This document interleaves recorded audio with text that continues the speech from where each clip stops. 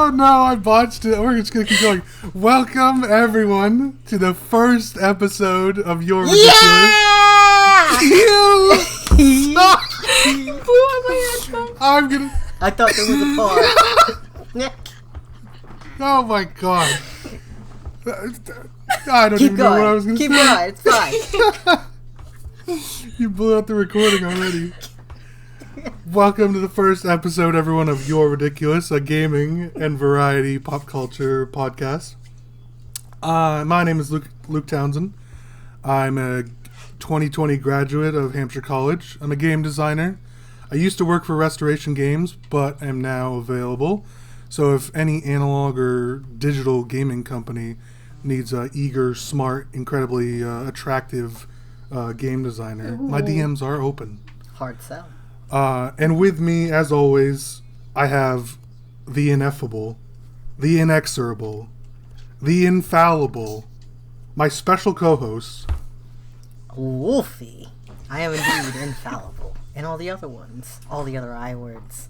I also went to Hampshire, studied animation, and I worked a bit for Bento Box Entertainment, but I'm not there anymore. So if anyone's looking for a hot new animator for their kids show or for their hentai, I'm down. They can look somewhere else. No.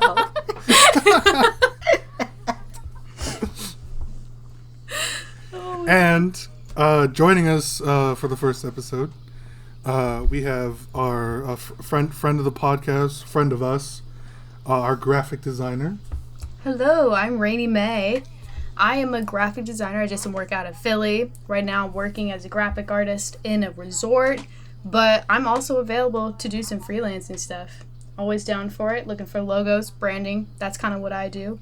And I'm just here to kind of help the team. What a cool cat. Our cool cat. That's very true. You can think of Wolf and I are the hosts for Youre Ridiculous, as always, and you can think of Rainie as a recurring special guest, right? She might not always be here, but when she is, we're happy to have her. I'm always here in spirit. For now. Yeah, that's true. Always here.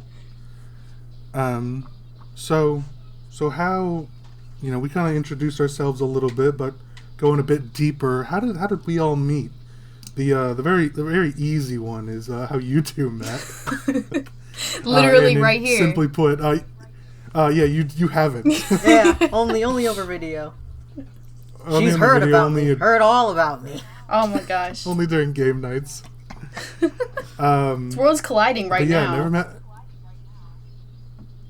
For the first time in forever. Oh yeah. We're gonna get copyrighted by Disney for that. That's it. Podcast over. Immediately before we even get off the ground. It was fun while it lasted, but Disney's taking us down already. A whole 3 minutes. Yeah, it really lasted a while. But Rainie and I met in middle school, actually. Childhood friends, sort of, somewhat. I mean, I guess he says middle sort schoolers of. are children, right? That's a child. Well, I more so meant the child part. Middle schools are children, right? Yeah, I'd say so. I children. I don't Solidly remember child. the exact. Yeah, totally. So they're so fucking stupid. And we kind of grew up through school together, close friends. I was a bridesmaid at your wedding. Oh my God, you were. So I can, it's, we've been through some stuff. It's good times. I just can't get rid of you. Yeah, no one can, trust me. Just ask my mom. And a more complex story is how you and I met, Wolf, right? Yeah. So we met in college. Obviously, we both said we went to Hampshire, which is, funnily enough, not in New Hampshire. That's in Amherst. That's how they trick you. Yeah, that's how they get you. See, they were tricking me thinking they were going to give me in-state tuition, but unfortunately, I got baited. Wolf, I don't know that I don't know if you remember this, but do you remember the first time we met? The first official time? Probably we were as a group hanging in the lounge. There was something before that has kind of always stuck with me.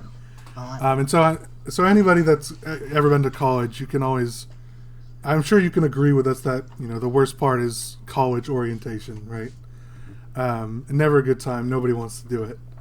But we had quite a few orientations, and this one in particular for this story was for your dorm orientation. And we had 3 different halls that were all supposed to meet up in our dorm area called Dakin. And so we were supposed to meet that night and kind of get to know everyone, get the rules from your RA, your resident advisor. And so I, attend as not supposed to skip out on that stuff. Kind of have to go. So I go. I don't really know anybody from my hall yet. It's like probably the 3rd day of being there, and maybe even the 2nd. It was really early. And so I do the orientation. That was shit. Come back. Leave my door open.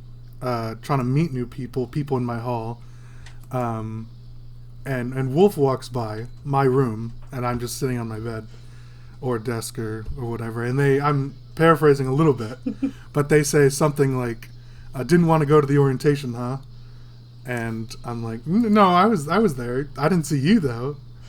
And we start going back and forth, as we do on a regular basis, right? Yeah. And that's more common now. We go back and forth talking about what the orientation was, what we talked about, and of course we're both coming up with different stories. Turns out Wolf had gone to the Dakin orientation. I, howefor, went to a completely different orientation that was not meant for Dakin. It was meant for Merrill, which is on the other side of the freshman courtyard campus. Yeah, courtyard. Opposite side, completely different building. And they're not held in the Dakin and Merrill kind of quarters. They're held in a building nearby, one of the classroom buildings nearby.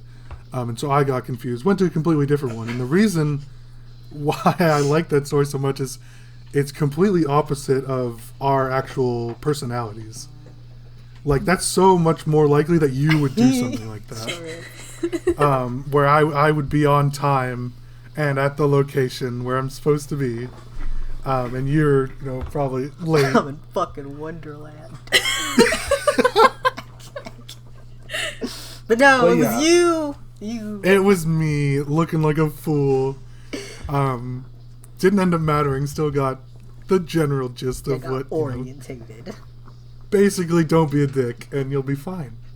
So yeah. Anyways, I thought that was pretty funny. Yeah. And ever since we've been good friends, right? Yeah. Yeah. Lived together a couple times on campus. Sure did. I went out of my way to come live with you and all your other friends. You did, yeah. Fourth year, you returning from Japan, you decided to switch housing and come live with us. That's right. Worth it. It was a good move. Yeah. definitely happy. So, now enough about us. We suck. Enough about us. What is this new thing that everybody's going to be listening to? This Youre Ridiculous podcast. Wolf, what is this? This is a variety pop culture podcast where we talk about whatever's going on in the fandom world, and sometimes funny stories about our lives, since we are quite a pack of cards. We're the two jokers that come with it. That's right. Rainie can be the rules, the instructions. Thank you. The instruction booklet you throw away. At least keep the pack whole. There can't be a better representation. So yeah, we've had this idea. This idea's been brewing for almost close to 2 years at this point. Yeah. We always say we're going to start it, and the old saying goes, I forgot the old saying, but why not now? The old saying, why not now? Yeah, why not now, right? Oh, no time like the present. That's what it is. Yeah. And so, yeah, we're just going to, come by every week and talk about whatever we want, whatever we think is interesting, all of our interests, whatever we think is funny. And then some. Facts. A lot of interesting stuff. I said that a lot, but you get the point. And this week we're talking about something that's been all over the internet, all over Twitter, TikTok even, right? No, especially on TikTok. Yeah. Major spoilers ahead. For those that you have not heard of Squid Game, don't know what you're doing or where you've been. Yeah, get with it. It is Netflix's new Korean drama thriller. Came out mid-September, I think, September 17th or 19th, something like that. Wolf, why don't you give a rundown of what Squid Game is? Major spoilers ahead. If you haven't seen it, by the way, pause this podcast, go watch it, and then come back to us. Yeah. Then you'll be because you're not gonna want to miss out on this. Yeah, that's right. So, Squid Game. All right, Wolf, what is? Yeah. It is a Korean drama that apparently took the guy really long to make because no one wanted to make it, and they were fools. About a bunch of people who are like down on their luck. They all owe massive amounts of debt to the government, to banks, to the Korean Yakuza. And it focuses in on this dude named Gi-hoon. He's like had a bit of a gambling addiction.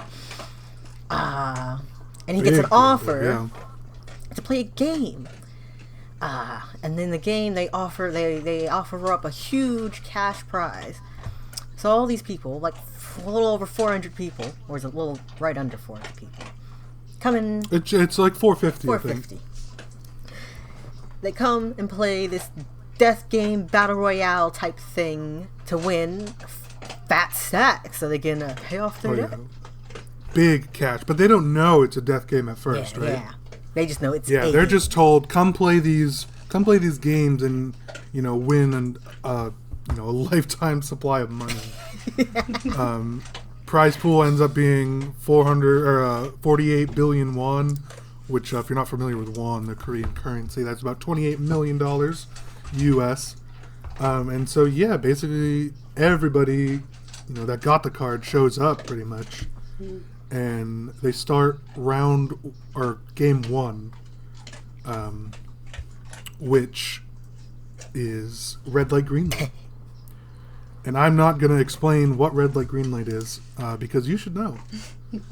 The twist, however, is that there's a big mechanical animatronic doll at the end of this football-sized field that turns around after saying red light or green light. Her head turns around, not her whole body. That's the worst part. Head turns around, and she has these big animatronic eyes that detect if you're moving or not.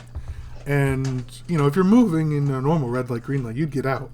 However, Wolf, what happens in this if you get caught moving? If you get caught moving in this one, you get gunned the fuck down. There is behind this animatronic doll, there's a wall of sniper rifles. Or some sort of heavy weaponry. I assume they're sniper rifles, but, who knows? You don't really see old-fashioned pistols. Muskets, if you will. Yeah. And so, one... you can explain what happens. Tragic. So they get to play in the game. And you start off, there's these two fuck boys. They're like, I bet I'll win before you. And so they make a bet who's gonna beat who. And they get going. She says the phrase, I don't know the phrase, it's something in Korean about flowers. Right. And the blonde one, the shorter one, he gets going. And he stumbled, because apparently he's garbage out walking. And he gets shot. It's real quick, it's real silent. And no one really gets what's happened. His guys think he's just fucking around. He just falls down. So he comes forward when he's allowed to go again, checks on his buddy, and sees that he's dead. And he starts panicking, shouting like, oh my god, he shot him, whatever. And so everyone starts panicking, and they all turn around. Yeah, that guy gets shot, and then everyone panics. Yeah. And then they book it. And they all fucking die. They get gunned down like fodder, because they're idiots. And so the only rule of the game was, for this one, is if you start moving when you're not supposed to, like red light, green light, you'll be eliminated. And of course they thought, eliminated from the game, see you later, go home, no prize money for you. However, that's when they find out elimination means death. We're talking seeing Sky so, Daddy. Frankly, they should have seen that. Oh, coming. yeah. Yeah, Can't yeah. trust I rich thought- people. Even if battle royale games did not exist as a concept, don't trust rich people. That's right. Looking at you, Elon. Right, where are my cat boys? False promises. Exactly. Anyways, continue. And so about 200 people pretty much instantly die. And the smart people that don't move, they end up living, and they run all towards the end. Of course, there's one character that treats this like a fucking field day. The old man, who seemed to be the only one that knows what was going on at any point, smiling, having a Oh, blast. he loved it. And that was, everybody ends up making it. Not everybody. We kind of, Everybody well, the important people, the non-morons, end up making it. And that was pretty much episode 1, right? Just Yeah. about. Yeah. That was the intro to get you hooked. Episode 2 was where things get really interesting. Essentially, what happens is that, rightfully so, everybody starts freaking out. That half the participants are dead. That we didn't sign up for this, so on and so forth. They're allowed to stop the games. A vote happens. 50% of them, or 49%, want to keep the games going, and 51% want to stop them. So they get stopped. Everybody goes home. A few days later, actually before that, everybody goes home back to their normal shit ass lives, realizing that essentially my life is shit. Yeah. I owe money to everybody. My boss was not paying me. I can't afford to eat normal food. All this stuff.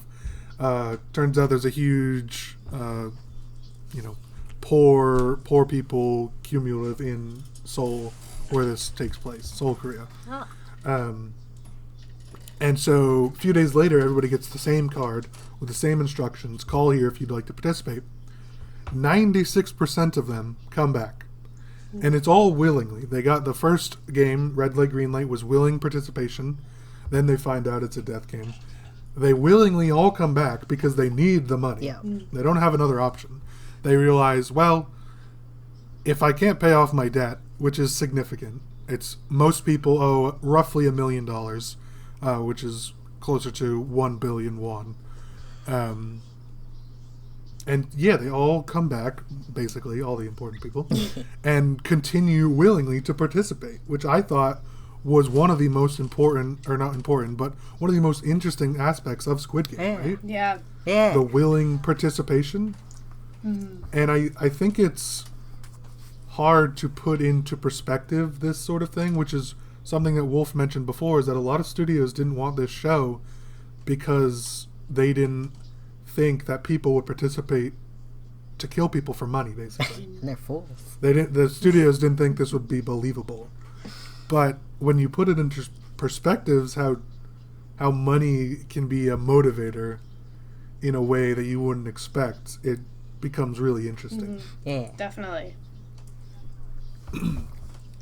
And so that's kind of episode 2.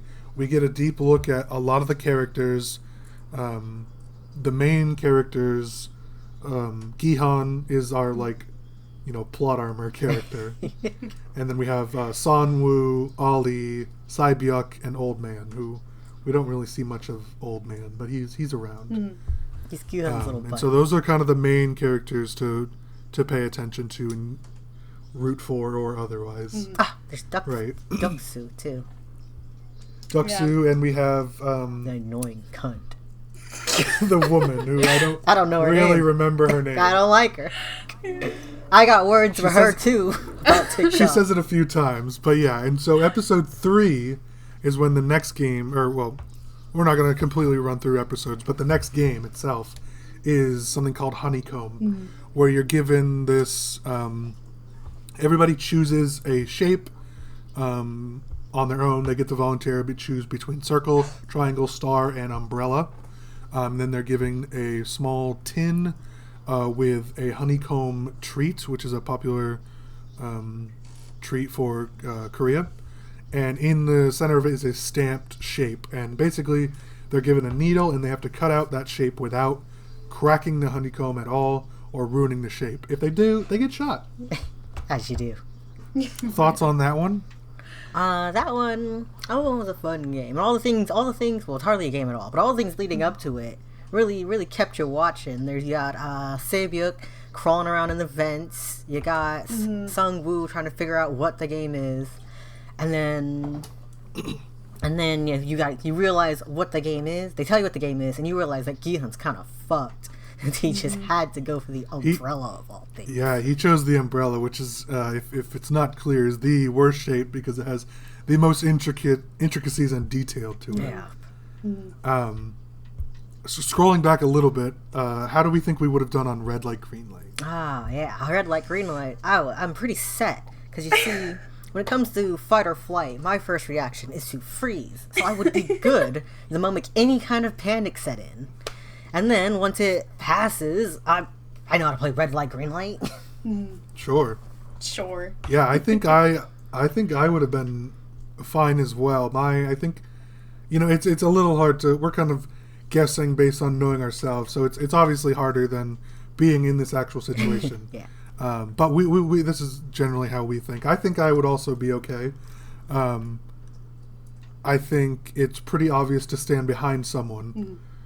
Even outside of the game, if there's gunfire going off, you don't want to be in line of sight. Nope. Yeah. And I think my first fight or flight would also be to freeze. I would stick around. And I'm familiar enough with gunfire, so I don't think that would catch me off too much. What about you, Rainie? I am quite confident that I would be gunned the fuck down immediately. Bang, you're dead. Immediately. Oh god. I'd hear the gunfire. I hear the screams. My ass is booking it. I'm sorry, but I'm gone. And immediately I'm down. Tragic. I'm just being honest. Scrolling back, Fun. Usually freeze. scrolling back forward a bit to honeycombs.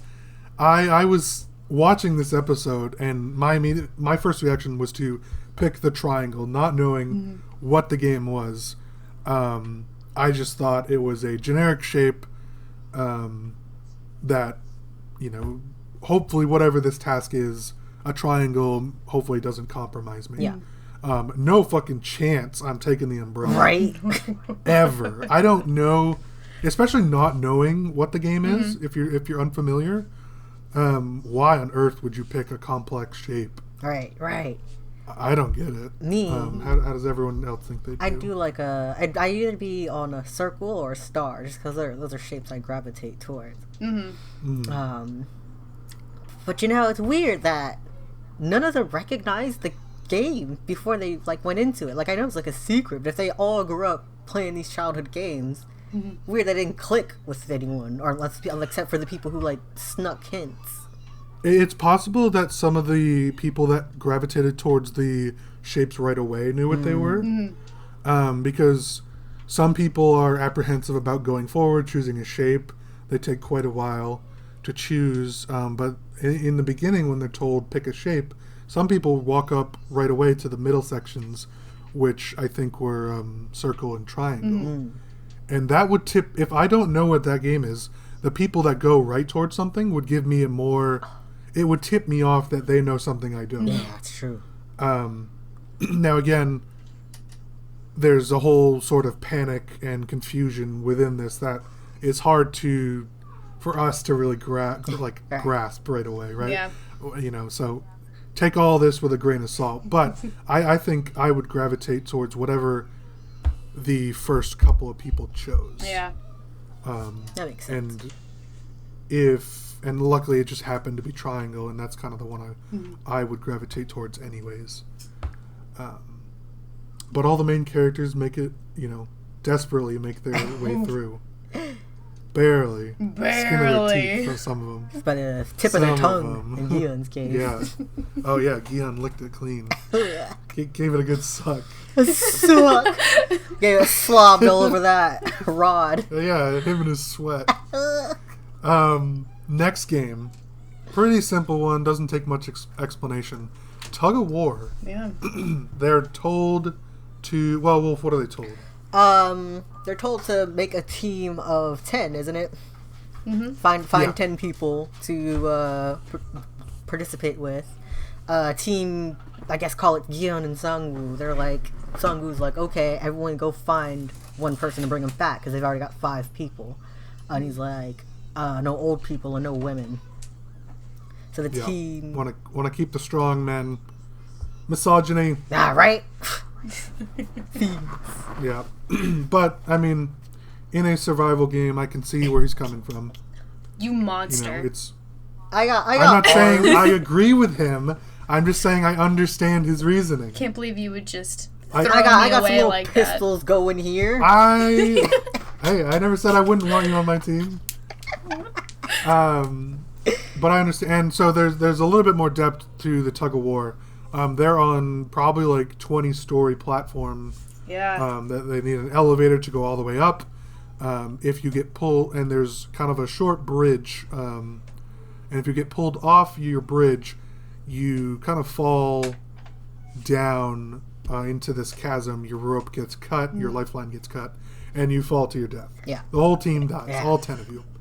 And if you're Splattered. thinking you can Of course, just they don't- let go of the rope and everything will be fine, don't worry. They have it covered. You're chained to the rope, so everything's fine. Yeah. Yeah. They thought of Yeah, that you can't leave, you can't jump off, you can't do anything, you can't abandon your team, you're fucked. Or you have to win. Yeah. Yeah. And so I don't think it's any surprise that I think I would do fine in this. You can do it yourself. I would be fine with being the anchor or whatever, whatnot. I'll be Ali in this case. So I mean, even with whatever team, I think it'd be okay. Yeah. I could manage. Me? What about you two? I'm fucked. No one's gonna want me on their team, so I'm gonna end up on the team with all the weak ass women and all the bitch ass old people. And I don't know shit about tug of war, so I'm not gonna know any weird strats like the old man did. I knew a couple of them actually. He listed off a handful of them. I knew some of them. There's also some like tactics that are banned, and tug of war used to be a competitive Olympics game. What? Oh yeah. And so there's actually some like banned strategies when it was in the Olympics. I bet the 3 steps forward is banned. And so I don't know Yeah. if you could do any of those. There's a few things. I don't know if you could do any of those, but I mean, if it gives you an edge and they don't kill you right away, then why not? Yeah. Rainie, what about you? Well, I have a disadvantage being a woman. Apparently nobody would want a woman, but I'm just Being gonna small. assume that everyone loves me and no one's out to kill me and everyone wants me on their team. Naturally, being like busting out into teams, I would assume that it was gonna be team versus team, so I would just look for the strongest, mentally and physically, the strongest group. And I think I would be okay going through that. Like, depending on myself, no fucking way. But if I'm depending on 9 other people, I can get on board with that. Maybe I could be likable enough that I get on like a medium strong team. See? Yeah, you could be. In this case, you could be Gihun's old man. Yeah! Yeah, exactly. Why can't I be Or Cybiak? you could befriend Cybiak, Oh, yeah. and maybe she'd string you Well, along. then I'd die for her. Well, we'll get to that. Moving on, as good segue, Wolf. Moving on. Arguably, well, I don't even think it's arguably the most emotional episode by a mile. If you weren't emotional or felt something during this, you're a freak. That's right. You're Seriously. a psychopath. You're a psycho because this is probably one of the most things that got me to be emotional that I've seen in a long time. Gut wrenching. So the game is it's just simply called Marbles, and you're given a bag of 10 marbles. You pick a partner, and what they think is that you're allowed to create your own rules and your own game, or if you already know a game with marbles or whatnot, you can play that. And they think it's going to be 2 versus 2. The 2 winners will survive. The 2 losers will, be shot or whatever. They'll lose. However, they go into it, and Wolf, what's the twist here that nobody was expecting? The big twist is that it's you're fighting the partner you just picked. Absolutely horrible. And everyone... And so our main characters, Sangwoo and Ali pair up. Gi-han and Old Man pair up. Which we don't know his name yet. It's just Old Man. Yeah. And I don't remember the younger woman's name. But Saibyuk and... Do we know Player her? like 240. Oh, there we go. Wasn't it Ji Young? Ji Young, I think. I think it's player 240, Ji Young. Let's go with that. Hopefully that's right. They pair up. Wolf, what do you have to say? Oh, about I've this got episode? so much to say about this episode. I was shook. Here we go. I did. But I want you to go. You can go first. It was like it was one punch after another. It was all the emotions. And you can see it all coming, and yet it still hurt all the same. You saw everything, but you didn't have any power to stop That's it. right. I wanted them. Watching. We can run through each one quickly. What happened with let's do Sangwoo and Ali. We got Sangwoo and Ali. They paired up. They were the respectable duo. Sangwoo actually gives Ali 3 extra marbles because he knows Sangwoo doesn't know how to play the game, being a foreigner. And they get going, and Sangwoo, he's not winning. He didn't win. He's getting his ass. He's getting his ass beaten marbles. Yeah. And so so he blows up at Ollie because he's losing. He has a whole fit. And he's about to die. You're cheating. Sangwoo kind of breaks down a little bit. He does. He pulls it together. Yeah. He apologizes, and then he starts convincing Ollie that there's a way that both of them can win. And I'm watching it, and I want to believe Sangwoo. I want them both to win, but I know as he's running it down that it doesn't make sense. Yeah. So then they split up, and I'm heartbroken as Ollie runs off to go check the teams, and Sangwoo presents his fucking marbles that he stole from him to the guard. Yeah, did the old switcheroo on Ollie.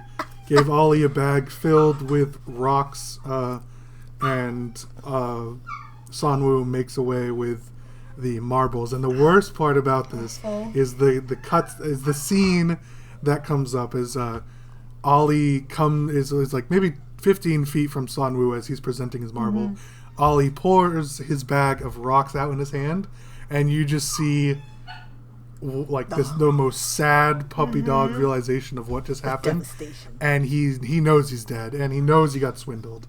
Oh, it's that look in his eye that tells you, because he's never going to see his wife again. He's never going to see his baby again. This is the end of the road right there, and you're there with him, and it's tragic. And I think they did a really good job of showing his sadness without making him fake cry or actually cry. Yeah. Because it's not like a sadness like that. It's like I took it as more betrayal sadness. Yeah. And like he knows he did him dirty, and he knows he fell for it. He fell for it. He was gullible, and he trusted who he thought was probably his friend. And it was really hard. Anyways, we gotta keep moving. We're gonna loop back around for something Gi-han else. versus Old Man. This one to me wasn't as interesting, but I know a lot of people probably felt something. They play a pretty simple, marble game. It doesn't specifics of it doesn't really matter. But Gi-han starts losing. Then the old man pretends to have dementia, or actually has dementia. As far as we know at the time. Yeah, as far as we know. And so Gi-han kind of starts cheating, telling the old man, "Oh, this is what you said. These numbers are wrong. What have you?" The old man gets up to an area, starts walking around, and he says to Gi-han, "Let's old man has 1 marble left. Gi-han has 19, and the old man says, "Let's do one more. Play it all." And Gi-han kind of explodes a little bit, says, "That's not fair. I'm gonna win." And old man, says he, it's kind of feels bad that he's being taken advantage of, pretending he has dementia. And so there's a big emotional scene. Yeah. Gi-han apologizes, right? And we learn the old man's name, which is Il Nam, right? Yeah. Oh, Il Nam. And he's like, Oh, Il Nam. he brings back up that they're Ganbu.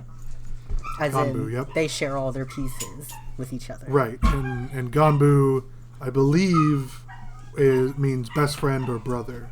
Oh. And so they kind of start this game off playing together, saying that they're Ganbu and that they're going to work together. And so the old man forgives Gi-han for kind of swindling him a little bit. The old man says it was thank you for making this game enjoyable. And Gi-han walks away and a gunshot goes off and you can assume the old man dies. Now this next one is what destroyed me emotionally. Oh, I bet. Absolutely. Ji Young and Sae-byuk. Wolf, take it away. Oh, man, these two.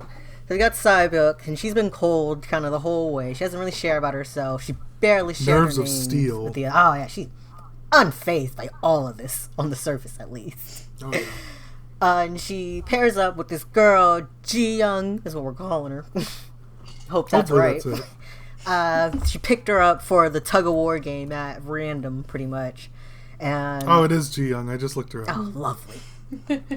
And so, of course, naturally, they pair up for marbles. And Ji Young, she doesn't really want to play a game. She just wants to talk. And they say they'll play the game at the end. yeah, they'll play the game at the end. Man, We'll do a one for all thing. Every winner take all. man, I didn't know shit about Ji Young. Barely remembered her name, but I was devastated by her. You go into it. She's barely a character. Yeah. Yeah. She comes in at Tug of War just as like the 10th member. Yeah. And by the end of the Marble episode, you'd think they're family or we're family. Like, Yeah. come home. Please. I'm no longer rooting for Gyun. I'm rooting for Sae-byuk and Ji Young. Yep. Even though it Yeah. can't happen. Oh yeah, they start talking. Well, Ji Young starts talking about different movies, different visiting, like travel locations, and she says, "Oh, you've never seen this movie? Oh, we'll watch it. We'll watch it after this, like when we get to go home." And then, it kind of she pauses for a second, apologizes, saying, "Oh yeah, I forgot. Only one of us is getting through this." Oh yeah, one of And us it happens is gonna like 3 or fucking 4 die. times. Yeah. And we know which And one. it's the setting, it's the ambiance, the music, the facial, like the way the acting. It's all really really spectacular, and it's so emotional. In each one, like I said, I wasn't a huge fan of the Gion Oil Nam one, but even that one's is pretty gut wrenching. Yeah, it really works that they're we explain them separately, but they're all happening simultaneously. So then, when the emotional peaks happen, it's like a domino effect. Yeah. Yeah, they pile it on. You have Ollie's betrayal plus the old man's Ganbu, and then Sae-byuk's realization that Ji Young is essentially sacrificing herself. Yeah. Saying that you have more to live for than I do. I want you to win this thing, and it just dumpsters on you Yeah. in the best and worst way. Especially since that's really the first episode that we see Sae-byuk have emotion and display the emotion in front of somebody else and in front of the viewers.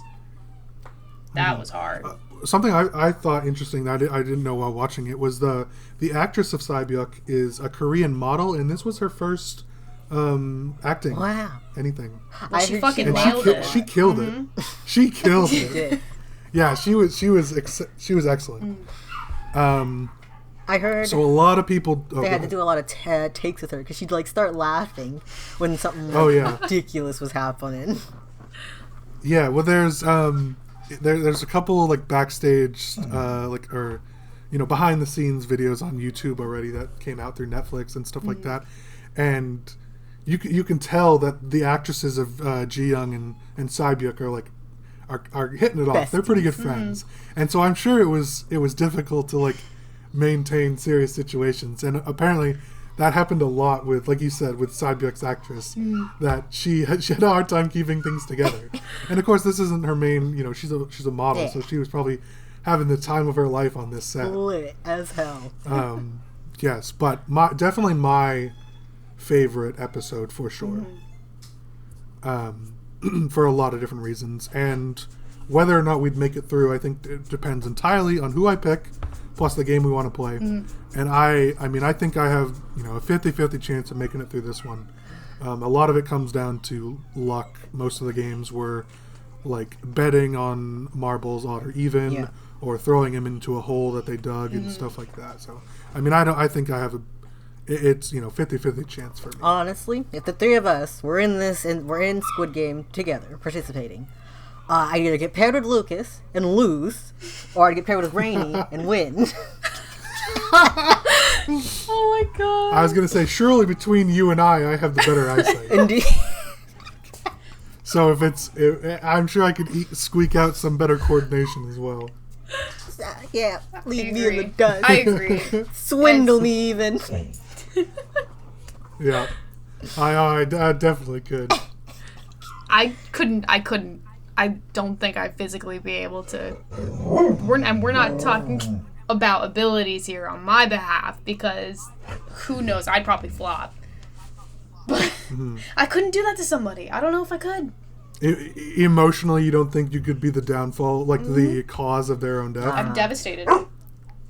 And it's they know they have about 30 minutes to play this game, and they know it's not even like, oh, I accidentally caused the downfall or like someone's death. It's like I am inherently responsible. I'm solely responsible. Yeah, direct.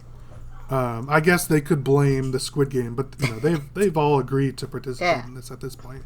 It's voluntarily. It's voluntary. They had multiple ways of ample opportunity. Ample opportunity to leave and not come back ever. So, it's definitely on you. Next game. There's not that many people left. I think there's 16 at this point, players. Yeah. The next one is Glass Stepping Stones. There are 2 bridges over a huge chasm. It's probably 20, 30 stories high. Pretty big. The 2 rows are right next to each other, probably about 5 feet apart. One of them has square panels of tempered glass, and one of them, they both have either tempered or regular glass. You don't know which one is which. You have to jump onto one of the panels and basically get across this giant chasm. It's lily pads, if you're familiar with that old video game. But this one, again, 50-50 shot for me. Probably less for winning. And I guess we should do the recap. But essentially, 3 people make it across. Sangwoo ends up pushing somebody off. But they make it across. The only interesting thing for me happened was Doksu. Yeah, really bitched out. Doksu is kind of the villain or the gangster of the series so far, and he says, "I'm not." He's kind of the next one in line. Everybody else has died. They're about halfway across, and he says, "I'm not going to continue jumping until the rest of you go." Yeah. And so the woman's name, we don't remember her name, but she says, "Oh, I'll go." And so they've had a bit of a story on their own. There's like a mini series or mini plot point between these two. What happens is she gets on the same panel as him, the tempered glass panel, grabs a hold of him, basically says, "You're coming with me," and she drags him onto the panel behind them, or like kind of collapses onto the panel behind them. She literally yeeted herself and took him with her. How funny would it be if that was the tempered glass and they just really good, really funny. Ends up not being the tempered glass, and they both fall to their death. She got the revenge that she said she would get earlier on in the series. For those of you that watched it, you know what we're talking about. But cared about her. Something weird about that scene. People's reaction. People are like, there is a group of people who like watched that scene and it was like #girlboss moment, as if this bitch hasn't been the most annoying, obnoxious character the whole time. I was glad she fucking died. I wasn't proud of her. Good riddance. I hated her like mantra of "I can do anything except for the things that I'm not good at." Oh my, that was so annoying. Yeah. Like, get the fuck out of my face. So anyways, I've already said it, but I think I probably have a less than 50% chance. I definitely don't think it's that close. So I don't know. This one would take a lot of luck. But I definitely would pick.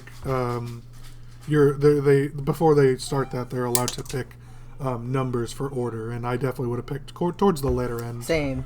They don't know what it is going into it, but instinctually, I think I would pick a towards the end number, probably between 14 and 16, if not 16 exactly. What about you? Yeah, probably towards the end too, somewhere between like 12 and 15. I wouldn't want to be dead last. Yeah. I also wouldn't wait to the last damn second like Youre did. Oh yeah, no chance. I would be running, especially since it's really not that confusing about what the goal here is. Yeah. Like with the pause for honeycombs makes sense because you're trying to figure out if you can detect the game or not. But it makes a lot more sense that choose a number. That's pretty self-explanatory. I would have gone with a higher number, actually. Now that I'm thinking about it, I probably would have instinctively gone with a higher. I would have. I don't know why. Wow. It would have been higher like, as in 1 or higher as in 16? Oh, I guess higher in the order order is what I guess it would. Okay. So probably like the 1. Closer to 1. Yeah. Right. Closer to that than closer to 16. I see. So You're a freak. Again, fucked. Yeah. Well, I mean, why are we even asking you? You didn't make it through red light, green light. Oh, yeah, that's true. That's true. Can you really expect me to perform in any way at this point? No. Maybe you can get carried along like Youre did.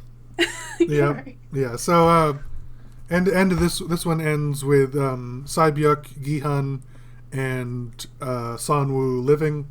Barely. The remaining glass panes explode, and Saibyuk catches a big ass shard Which right in is the stomach. bullshit. What happened to being a fair game?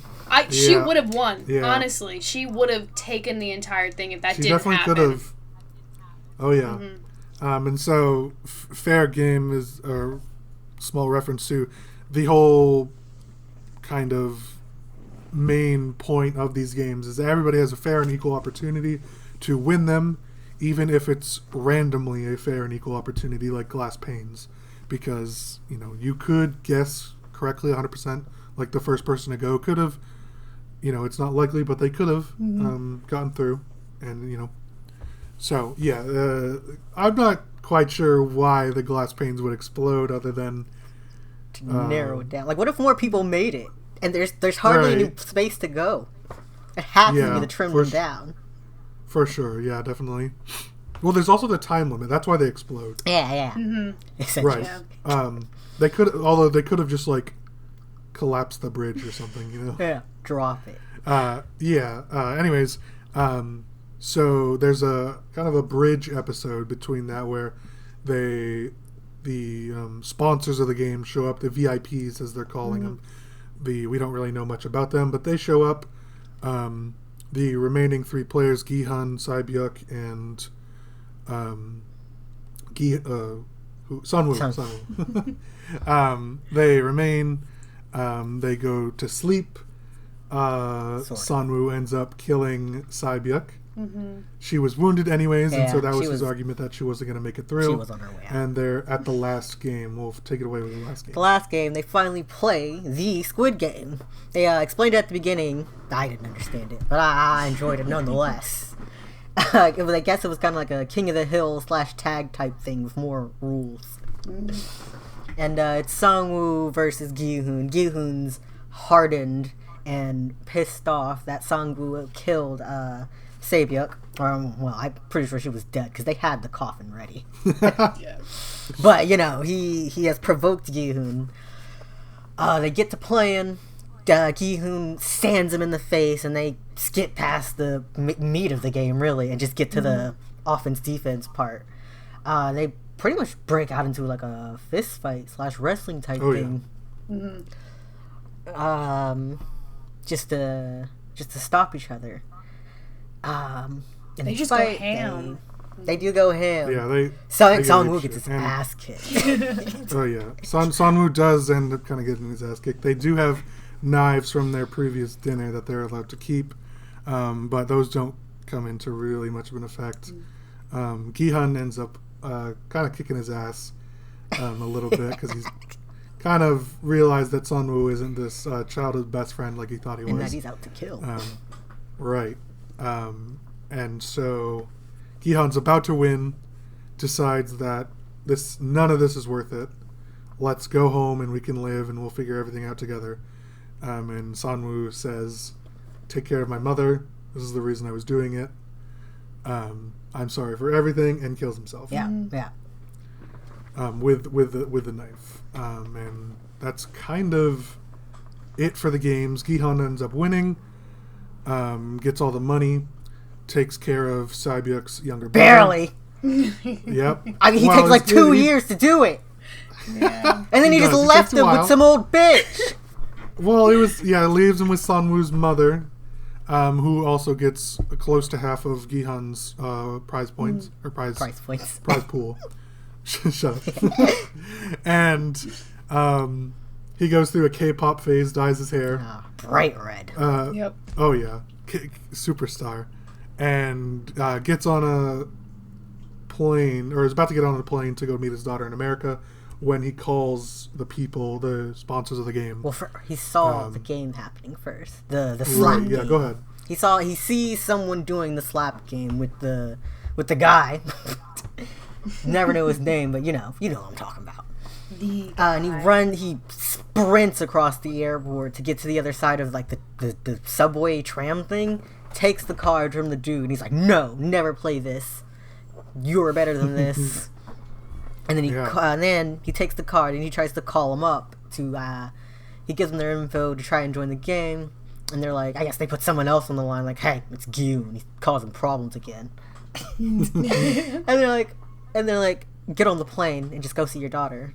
But not Sangwoo, Gyu turns his ass around and he gets marching to wherever he's trying to go. Yeah. So he decides. So yeah, that's pretty much the end. We can infer that he's gonna go try and stop the next games. Somehow. He does have somehow. Well, he's got a bunch of money to do it. That's true. Maybe he can do something with all his money and try and stop the games. One thing that we didn't really cover, we find out the old man is alive, and he is one of the VIPs, the sponsor of the game. There wasn't, really that much to that, other than the VIPs basically had so much money that they were bored with life. And wanted something exciting to do and to watch, and the old man was dying of a brain tumor, and so he decided his last couple months he wanted to spend playing the game rather than watching it. Fucking psychopath. Oh yeah, he wanted the excitement. He wanted to be back as a child. He's lucky he lost during marbles and nothing else. Right? Yeah, for sure. Which is why he was probably like calling it quits during marbles. He's like, here, Gi-hun, you can go ahead. I had to make you feel bad about it first, but here you go. Yeah, I had here Ganbu, you can go ahead. And then one other thing that we want to touch on, especially Rainie, there was between episode 2 and 3, or at least game 2 and 3, there was a riot that happened. The characters aren't being fed very much food, and some people start stealing the food, and the whole thing happens. Rainie, you had some stuff you wanted to say about that. Oh, I had something. Special game. This is the special game. Probably the only one that I think I would be successful in, because I already have pent-up rage. I know that. I already have my shit ready to spiral, and that would be the opportune time for me to just kick some fucking ass during that episode. So fuck you guys. I might lose at everything else, but I would dominate that one. I don't think I would go looking for the fight, but if you're gonna come at me, you best come correct. That's fair. Because I'll defend myself. And whoever I'm teamed up with, I would definitely be teaming up with someone at that point. Got him at that I'd be. point. Oh yeah, Wolf. What do you? I think I can definitely, not to speak for you, but I don't think you might not be able to hurt anybody, but nobody's gonna be able to catch you. Oh yeah, unkillable. I'll be too squirrely. Be up on the bunk beds with the old man, partying. Start yelling, "Stop this madness!"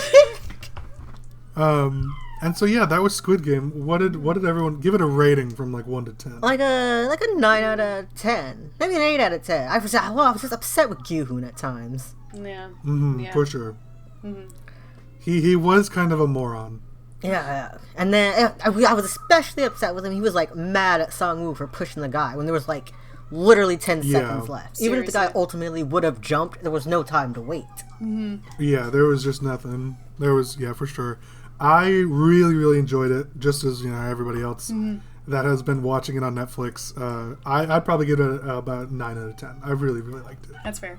Yeah, I would probably agree with that. Actually, it was just a good. It wasn't a very long series, but with that was so much emotion and so much psychological game, and there was just so much compact in it that it's hard to argue with it not being a good show. You just can't say that. It was a great series. Exactly. Oh, for sure.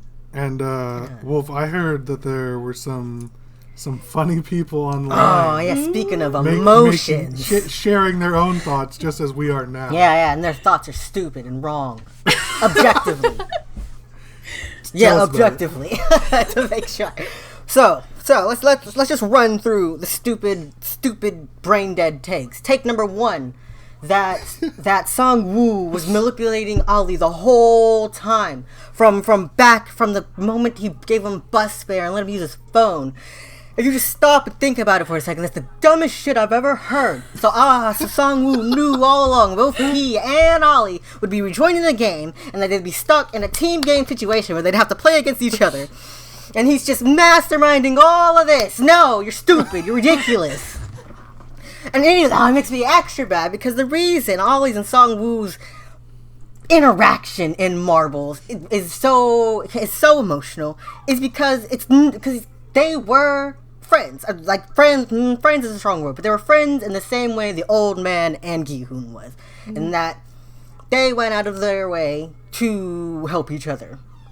And what's his face? Sangwoo even said that he respected Ali, and that is why he wanted to pair with him in the first place. This wasn't Sangwoo wasn't some evil psychopath stringing poor Ali along, and the fact that he has been woobified for no goddamn reason makes me irate. He's a grown-ass man, he made decisions, and he made some dumb decisions. It is sad to see him go, but don't baby him. Don't baby him, it's stupid. Oh yeah. And then my next complaint. Oh. The other take that I saw was that, Sangwoo's actions can't be justified. No one's actions can be justified. They all went into this death game knowing it was a death game, and they killed others. They contributed to others' deaths so they can get along and pay their debts. And finally, we touched on it a bit. People are also mad at Sangwoo for killing. Oh, you can't see my quotes, my thumb quotes. That for killing Saekyung. I mean, Saebyuk. Because, first of all, she was dead. That's why they brought the coffin. She had been bleeding out for like almost an hour. Yeah. She has a humongous shard of glass in her abdomen. She's gone. Yeah, she was gone when she pulled it out. You're supposed to leave it in. Oh, yeah. And then, one more stupid-ass take. Was that Sangwoo couldn't live with the guilt of what he did, and that's why he killed himself. Are you fucking stupid? Are you deaf? Or if you read the subtitles, are you blind? He said why he ultimately killed himself. Because if he and Gi-hoon surrendered, they wouldn't get any money. And he is doing this solely so his mother can get the money to pay off the mistakes he has made. Which are numerous. They'd have taken everything from her. Oh, yeah. And so he had no choice but to kill himself when Gi-hoon tried to surrender. And that's also, he said that is why he killed Saebyuk, because they would have voted to end the game and waste everything. Yeah. Though, actually, I don't think Saebyuk would have voted to end the game, because then she wouldn't have had the money to pay to adopt her brother and bring her mother across. Mm. Right, yeah, no way, I don't think that would have happened. Yeah. But, luckily for them, it didn't matter. So think for once. Can't believe people just are allowed to say anything they want online with no repercussions. This is why we gotta bring bullying back. We're bullying all the wrong people. Cyberbullying 2022.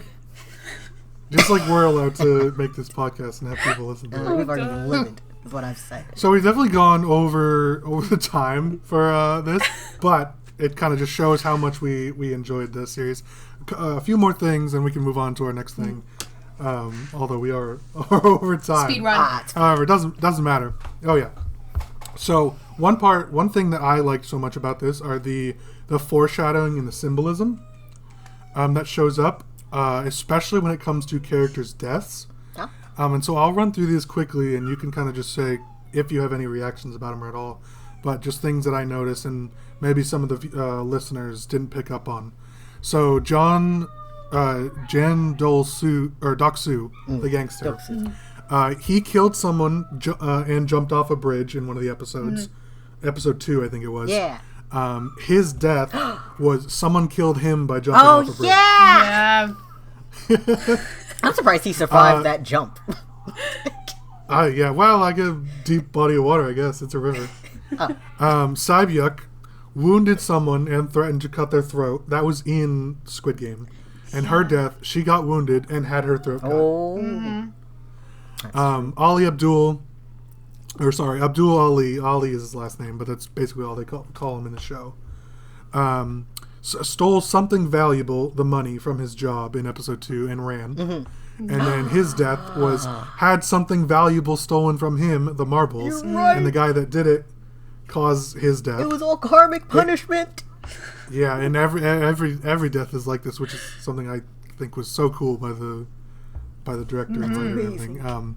It keeps going. Sangwoo almost kills himself in a bathtub in the suit, so he's soaking wet in a suit. Then his death is he kills himself in a suit while he's soaked. Rain. That's what he wanted all along. The rain and the tub. Yep. So his that was really cool. Hwan Jun-ho. Which one was that? This was the police officer. Oh, yep. Yep. So he killed a worker on the boat and threw him into the ocean. Second thought.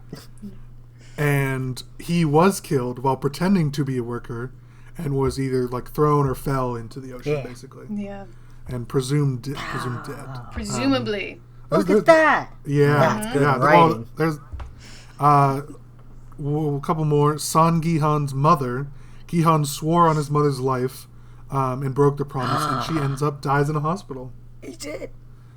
And then two other things. So that kind of concludes the death. But I just thought that was really interesting. Yeah. That is. And something that maybe a few viewers didn't pick up on while watching the That's show. amazing. That's insane. Yeah, it's really, really cool. I can't believe no one went to pick up this show. And maybe there's a few more that I missed out on. You can let us know. Anybody picks up more, let us know on Twitter. We'll tell you. Plug those later. On the walls of the kind of the room that they're staying in are pictures of all the games that they're going to be playing. Yeah, I actually saw a GIF of that before I got to watch the show. Yeah, that was something actually I saw on Twitter from a TikTok. Someone noticed that there's depictions of all the walls. You don't really see it until the beds start getting removed. Right. But that was really cool. And then this was something I saw on Twitter. Gi-han gave his daughter a present in episode 2. It was a lighter shaped like a gun in a small box. Yeah. The gun was symbolizing all the players getting shot and dying. The box was the same design with the ribbon as the coffin they were all put in. And the lighter symbolizes them being cremated in that box. That's amazing. Oh my god. Yeah, it was very, very cool. I didn't pick up on that, but I thought it was worth sharing. Yeah, it was very, very cool. It was really, really neat. So I think that concludes Squid Game. Excellent series. Go check it out if you haven't already. Of course, if you haven't, we've spoiled everything. So. Well, exactly. You know, it's so good, you'll still react. Yeah, worth a second watch, honestly. I think it's great. So Wolf, I think you have our first sponsor ad to read. I sure do. Sponsor the podcast. Here we go. Hit us with Today's episode of the podcast is sponsored by Splurt McGirt Security Alert. Do you fear that one day someone will invade your home, tent, RV camper, or patch of dirt you've called dibs on? Well, fear no more. Come on downtown and purchase the Splurt McGirt Security Alert. Their high-tech solution to such a common problem utilizes ergonomic facades and unbeatable detection. With setup as simple as insert catchy gamer phrase, your abode will be protected one squirt at a time. Splurt's patented tech sends a shot of liquid of your choice soaring onto any potential intruders, scaring them right off. Purchase vats of liquid directly from Splurt with popular options such as water, freshly squeezed lemons, mystery juice, certified bull semen, and gamer girl sludge. Keep an eye out for their new flavor, Omega Slick, hitting online retailers near you. Thank you again to Squirt McGirt Security Alert for sponsoring this episode. Thank you so much. That was excellent. So, we did have one more thing that we talk about, but however, we are over time. So we were just going to save that one for next episode. So be sure to tune in for that. However, Rainie, we're going to be doing another kind of bit every episode with a random question of the week. And you have our random question. I do have it. All right. Here we go. So, my question this week is, who is your favorite villain from any game or media, and why? Across all boards. Any villain you've ever come across in your life. That's a wide range. Wolf, Luke especially would know, and I'm a big fan of villains. But I'm going to narrow it back down for me. A villain yourself. I am indeed. I guess I'll narrow it back down to video games, just because that's what I was able to search the old brain files for. Would be Eddie Gluskin from Outlast, the first Outlast game. He is like he's a part of a DLC, I believe. Like, you hear about him a bit in the main game, but they released a DLC completely dedicated to him. And he is a freak that lives in I forgot the name of the evil company, but he lives there as he's being treated, and his thing is that he wants a wife, but he lives in an all-male, I'm gonna call it a prison. That's basically what it is. So he's got his workshop where he's got mannequins with like intricate dresses that he designed, that he sewed. Some of them are made out of human flesh, but they're nice things, just overall. And he kidnaps the person you play, whose name I also forget, and he decides that they're going to be the perfect bride. And he's a really fun and exciting character. So wholesome. And that's why he's not wholesome. His thing also, although he does want a wife, at the same time he doesn't want a wife because he like sabotages every potential person he finds. He chops. He gives them like plastic surgery and like a sex change surgery that ultimately kills them. And it was just fun, a lot of fun. That's very insane. I couldn't play the game myself. I actually bought his DLC just to play, and I was too terrified. I could only watch someone play it.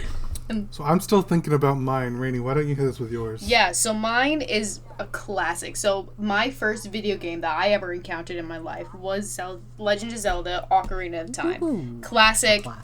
If I ever meet classic. people that haven't played it, I tell them, play it or get out of my life. It's simple as that. So it looks like you're gone, Wolf. oh no. Yeah. But the character that I absolutely love, my first villain in my life that I encountered, was Ganon. And I absolutely am obsessed with his arc, with his obsession of power that he holds throughout the entire Zelda universe. Any game that ever comes out, and you have Ganon as that main antagonist, it's his raw passion for that power. All across the board, every game. Yeah. Always, I love it. Pure every power. single time. Love it. Sounds good. Yeah. Oh man, I can talk about villains I like for ages if you need more. I'm trying to think who else I think Alduin from Skyrim. That was the first character that I come across, even though he was a dragon, that I was actually afraid of. That I was afraid for my character to face, because I was afraid I wouldn't be powerful enough. I thought I would die immediately, like game over. Right. Dragons are hot.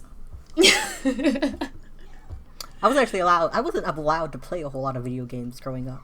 It's like my mother thought she didn't allow violent video games, but she deemed Mario violent, and she deemed Legend of Zelda violent. So I mostly played rhythm games. I didn't really come across, like villains. Yeah. Games of actual characters. Patapon. Until like late middle school. There's Loki. That's a classic. Everyone was hot. That one's classic. Mm-hmm. Oh yeah.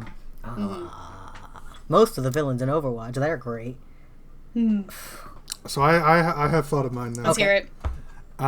Mine, I wasn't super. I couldn't think of specifically video game villains that I really liked, but I do have an answer for you, and it's kind of two.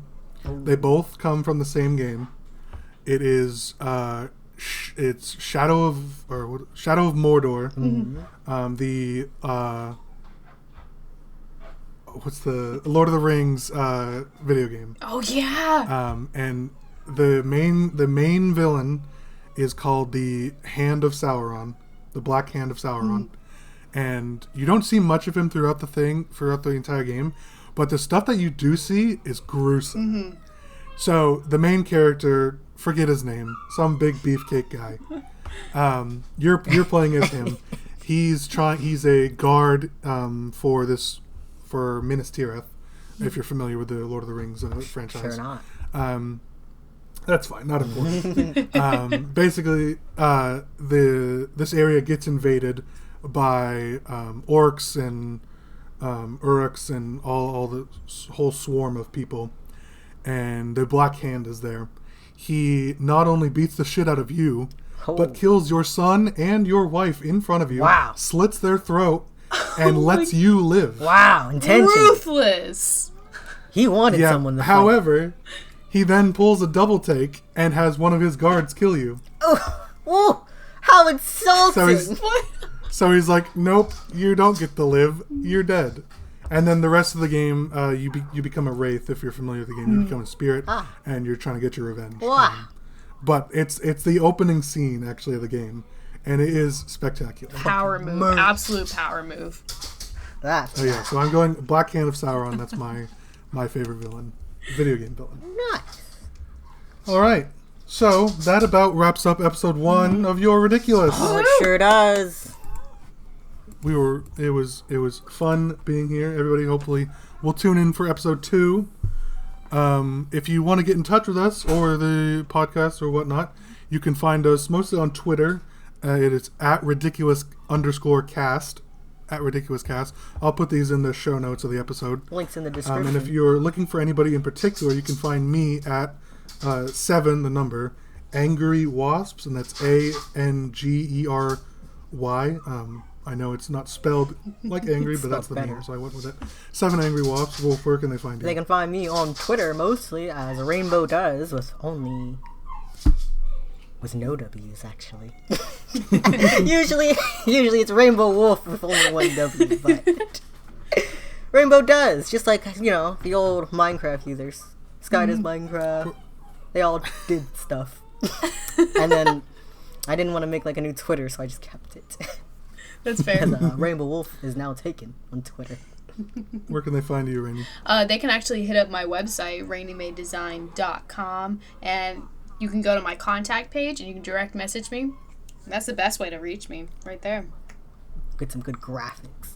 Yeah. Perfect. And we'll have, if you go to the Ridiculous Cast Twitter, you'll be able to find a link tree to our Instagram and YouTube as well, which by the time you're listening to this, we'll have plenty of content for you to look at. And Wolf, take it away. Where am I taking us to? We'll see you next week, everyone. Maybe. Yes. Maybe 2 weeks. Well, hope you see you there. All right. Yeah. And that is Wolfie signing off. That's all of us. Oh, yeah. Goodbye. No, just me.